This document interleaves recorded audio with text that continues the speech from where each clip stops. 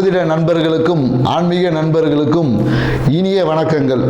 நான் உங்கள் மோசஸ் உளவியல் ஜோதிடர், சென்னையில் இருக்கேன். இந்த சனி பெயர்ச்சி ஏன்னாக்கா இன்னைக்கு எந்த யூடியூபர் திறந்தாலும் சனி பெயர்ச்சி, 7.5 சனி, 8.5 சனி, 9.5 சனி, இப்படின்னு பார்த்தீங்கன்னா அஷ்டம சனி, அர்த்தாஷ்டம சனி, இப்படி பல சனி பகவானை பற்றின ஒரு பயமும் பீதி அப்படியே வைத்த யூடியூப்பை பார்த்தா முடிஞ்சு போச்சு அன்றைக்கே லைஃப்ன்ற மாதிரியான தகவல்கள். என்னடா இந்த சனி பெயர்ச்சி? சரி, இது சனி பெயர்ச்சின்னா சனி பகவான் அவ்வளோ ஒரு கொடூரமான ஆளா அப்படின்ற மாதிரி சனி பகவானை பார்த்து அலறக்கூடிய, பயந்து ஓடக்கூடிய அளவுக்கு அவரை அப்படி ஒரு டெரரிஸ்ட் மாதிரி அவரை வச்சிருக்காங்க. ஆனால் உண்மையாகவே நம்ம பார்த்தீங்கன்னா சனி பகவான் அப்படிப்பட்டவரா? சனியோட காரகத்துவம் அவ்வளோ ஒரு ஒஸ்டான காரகத்துவமா? இல்லை சனி பார்த்தா கோடி நன்மை, சனியை கொடுக்கறதுக்கு என்ன சொல்லுவாங்க, சனி பகவான் கொடுத்தா தடுக்கிறதுக்கு ஆள் இல்லைன்னு நம்ம சொல்லக்கூடிய அதே நண்பர்கள் தான் சனி பகவானை பற்றி இப்படி ஒரு விஷயங்களை சொல்லி நம்மளை பயம், குழப்பம், மனுஷன் எதையா பண்ணுறது அப்படின்ற ஒரு தயக்கம், குழப்பம் எல்லாத்தையும் போட்டு நம்மளை அப்படியே ஒரு முடிவெடுக்க முடியாமல் ஒரு திணற அடிக்கக்கூடிய தன்மையில் கொண்டு போய் விட்டுட்டு, இங்கே போனால் இந்த பரிகாரம் செய்யறது, அங்கே போனால் அந்த பரிகாரம் செய்யறது, பரிகாரமே செஞ்சுட்டு அப்புறம் வாழ்க்கை எப்படி தான் வாழ்றது, இப்படின்ற ஒரு குழப்பங்கள் எல்லாம் உங்களுக்கு இருக்கும். இதுக்கு எல்லாத்துக்கும் இந்த ஒரு காணொலியை முழுசா பாருங்க, மொத்தத்துக்கும் உங்களுக்கான விடை கிடைச்சிடும். ஸோ இந்த சனி பகவானா என்ன? முதல்ல சனி பகவானா ஒன்றும் இல்லைங்க. ஏன்னா சனி பகவான் பார்த்தீங்கன்னா, சனின்ற கிரகம் நீங்கள் பால்வழி மண்டலத்தில் எடுத்தீங்கன்னா சூரியன்லேருந்து மிக தொலைவில் இருக்கக்கூடிய கிரகம்னு நம்ம சொல்லுவோம். ஸோ அதனால் சனியோட நகர்வு ரொம்ப ஸ்லோவான நகர்வு. ஸோ ஏன் தூரமாக இருக்குது அப்படின்றது பால்வழி மண்டலத்தில் இருக்குது. ஸோ பால்வழி மண்டலத்தில் சூரியனோட தூரமாக இருக்கிறதுனால அந்த இடத்துல வெப்பத்தோட தன்மை கொஞ்சம் கம்மியாக இருக்குது. அப்போ வெப்பத்தோட தன்மை கம்மியாக இருக்கும்போது அது ஆட்டோமேட்டிக்காக குளிர்ச்சி தான் இருக்கும். ஸோ அப்போ குளிர்ச்சியாக இருக்கிறதுனால அப்போ என்னன்னாக்கா எப்போதும் பார்த்தீங்கன்னா அந்த குளிர்ச்சி வரும்போதே நமக்குள்ளுக்குள்ள ஒரு பயம் வந்துடும், ஒரு குழப்பம் வந்துடும். ஏன்னா இதே வெப்பம் அதிகமாகும் போது நம்ம என்னன்னாக்கா இந்த பனிக்காலத்துலலாம் எடுத்து பார்த்தீங்கன்னா ஒரு சோம்பல், ஏன்னா இந்த மார்கழி மாதம்லாம் பார்த்தீங்கன்னு வச்சுக்கிங்களேன், மார்கழி மாதம், தை மாதம்லாம் பார்த்தீங்கன்னா ஒரு சோம்பல் இருக்கும். ஏன்னா அப்போ பனி, முன்பனி பின்பனி காலங்கள் இருக்குது. இந்த காலகட்டத்தில் பார்த்தீங்கன்னா உடம்பு சுறுசுறுப்பாக இருக்குது, ஒரு சோர்வாக இருக்குது. அதனால தான் பிரம்மமுகூர்த்தத்துல இருந்து காலையில் கோலம் போட சொல்லிலாம் நம்மளுடைய வழிபாட்டு முறைகள் நிறைய முறைகள் கொடுத்துருக்காங்க. ஸோ இதே தான் சனி பகவானோட தன்மை என்ன, குளிர்ச்சி, இவ்வளோதான். குளிர்ச்சினாவே அங்கே பயம், இருட்டு. ஸோ இவ்வளோதான் விஷயங்கள். ஏன்னா இந்த குளிர்ச்சி நம்ம உடம்புக்குள்ளே வந்துட்டாவே நம்மளுடைய விஷயங்கள் எல்லாமே பார்த்தீங்கன்னா பிரச்சனைக்குரியதாக மாறும். அதே குளிர்ச்சி தான் பல விஷயத்தை சரி பண்ணக்கூடியதாக இருக்குது. இப்போ ஏன்னா சனி பகவான் நிற்கக்கூடிய பாவம்னு சொல்லக்கூடிய அந்த 3, 6, 11 இந்த பாவத்தில் நின்னா நற்பலன்களை கொடுப்பாருன்னு சொல்கிறோம். மற்ற பாவங்கள் இருந்தால் கெடுபலன்களை கொடுப்பாருன்னு சொல்லி நம்மளோட ஜோதிட சாஸ்திரம் சொல்லுது. உண்மையாகவே நற்பலன் எப்படி கிடைக்குது, கெடுபலன் எப்படி நடக்குது, இவ்வளோதாங்க விஷயம். இதை தெரிஞ்சால் உங்கள் வாழ்க்கையில் இந்த சனி பெயர்ச்சியில் எந்த சனி பெயர்ச்சி வேணாலும், சனி எந்த பாவத்தில் இருந்தாலும் அதை நம்ம எதிர்கொள்ள முடியும். ஸோ இப்போ இந்த 3ஆம் பாவத்தில் சனி பகவான் இருக்காரு. 3ஆம் பாவம் என்பது ஜோதிடத்தை பொறுத்தவரையும் விஜய வீரியஸ்தானம்.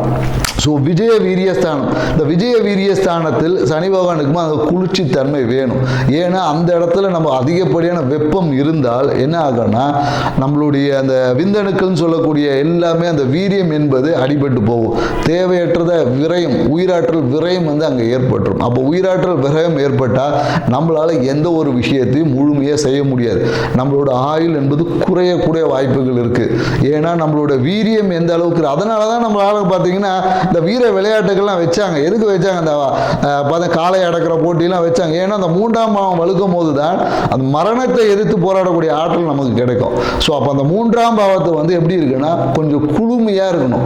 குளுமையாக இருந்தால்தான் நம்மளோட அந்த உயிர் ஆற்றல் சொல்லக்கூடிய, ஏன்னா அதனால தான் சனி ஈஸ்வரன் பட்டம் எதுக்கு சும்மாவா கொடுத்தாங்க? ஈஸ்வரனாவே என்னன்னா அவர் தான் ஆயுள் காரகன். அப்போ ஆயுள் எப்படி இருக்கும்?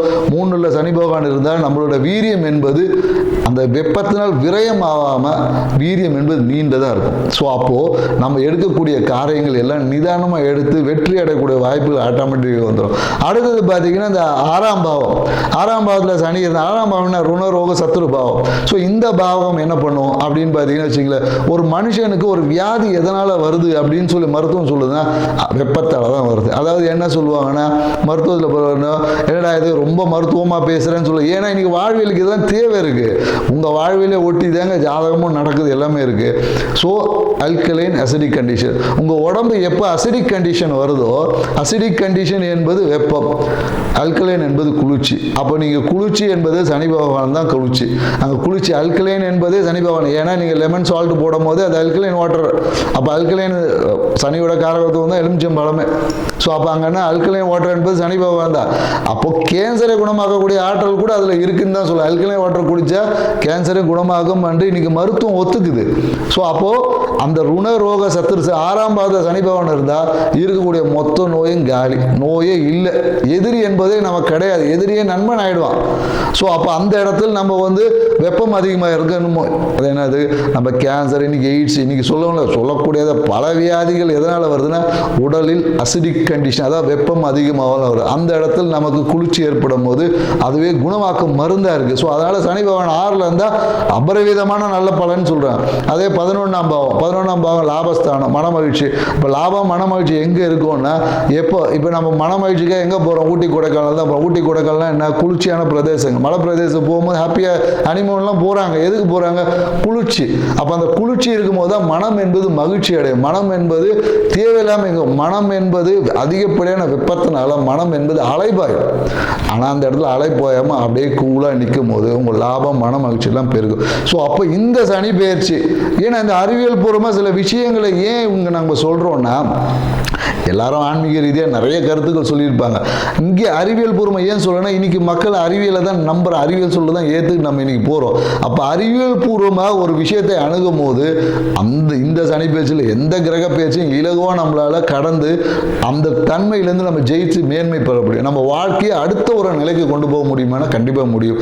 ஸோ அதுதான் நம்ம இங்கே சொல்ல வருது. ஏன்னா இந்த கோயில்கள் நிறைய பரிகாரங்கள் சொல்லப்படுது. இந்த கோயில் போனால் என்ன நடக்கும்னா நம்மளுடைய, ஏன்னா சனியோட தத்துவம் ஆகாய தத்துவம். அதாவது என்னன்னாக்கா கோயில்கள் எல்லாமே விமானம் வச்சிருப்பாங்க. பழங்காலத்து கோயிலில் பார்த்தீங்கன்னா இந்த 12 வருஷம் இந்த குடமுழுக்கெல்லாம் பண்ணுவாங்க. அந்த விமானம் சொல்லுவாங்க. அந்த விமானம் என்பது என்னன்னாக்கா பிரபஞ்சத்தோட தொடர்பு இருக்கும். அப்போ அந்த விமானத்தின் வழியா நீங்க கோயிலுக்கு போக உங்களோட ஆகாய தத்துவம் என்பது விரிவடையும்.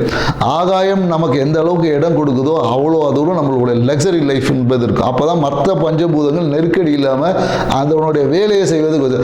அப்போ ஆகாயம் என்பது அந்த இடத்துல விரிவடையும்.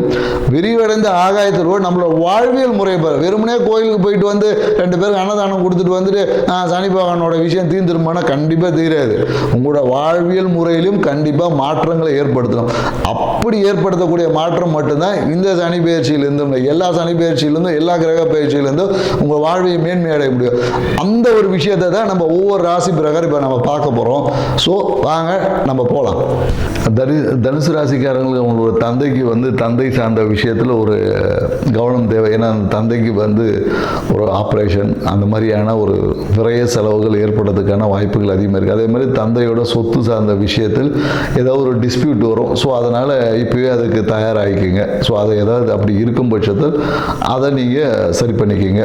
மேலும் என்ன சொல்லலாம் அப்படின்னா உங்களுக்கான பரிகாரம் என்னன்னாக்கா உங்களுடைய உணவு முறை தான். உணவு முறையை நீங்கள் சரி செய்துக்குங்க, வாழ்க்கை முறையை சரி செய்துக்குங்க.